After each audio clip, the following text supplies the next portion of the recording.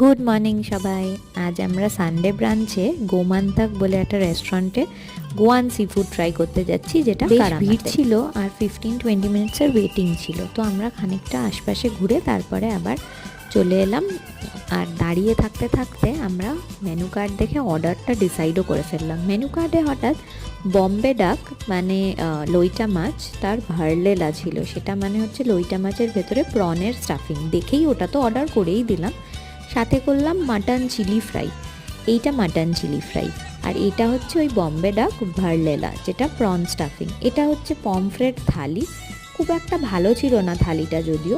আর এটা হচ্ছে প্রন কারি মশালা একটা থালি। এই প্রন কারি মশালাটা কিন্তু বেশ ভালো ছিল।